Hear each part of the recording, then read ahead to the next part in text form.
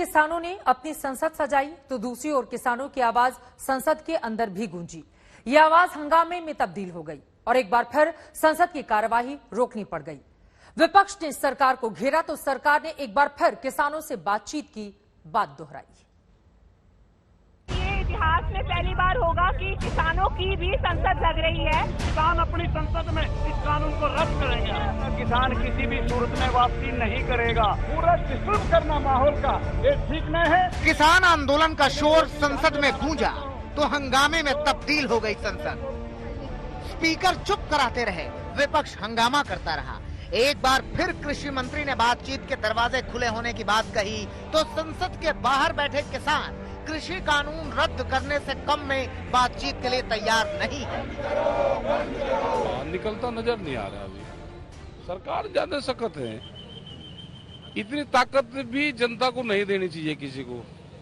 बस 10-20 सीटों तक अप डाउन होता रहना चाहिए। तो सरकार तो है जिसने इसको वोट दी, ये पहले उसे ही डाली।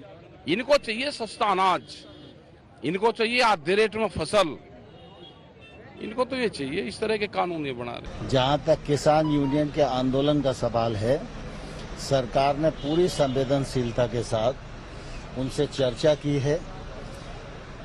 बिल के किस प्रावधान पर उनको आपत्ति है, अगर वो आपत्ति बताएंगे तो आज भी सरकार खुले मन से उनके साथ चर्चा करने को तैयार है।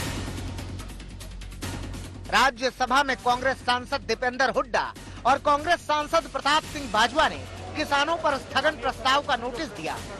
लोकसभा में भी कांग्रेस ने प्रश्नकाल रोककर किसानों पर चर्चा का नोटिस दिया, लेकिन दोनों सदनों में प्रस्तावों को खारिज कर दिया गया, जिससे हंगामा बड़ा हो गया। Government is ready to respond. ऐसे जो पूरा डिस्टर्ब करना माहौल का ये ठीक नहीं है। मैं फिर से अपील करता हूँ, government is ready for discussion, kindly go back to your seat. Ji का ये बयान है कि हम किसानों की कोई बात नहीं मानेंगे, मगर खुले मन से बातचीत करेंगे। ये कौन सी बात हुई? तो ऐसा राजहट, ऐसा अहंकार मैंने देखा नहीं। 8 महीने से देश का किसान शांतिपूर्ण संघर्ष कर रहा है। 400 से ज्यादा शव इन धरनों से पंजाब, हरियाणा, वेस्टर्न यूपी के गांव के अंदर यहाँ से जान कुर्बान हो चुकी, शव लौट चुके हैं। उसके बावजूद सरकार के पूरे मंत्रिमंडल के किसी मंत्री के मुख से एक सहानुभूति का लफ्ज नहीं निकला।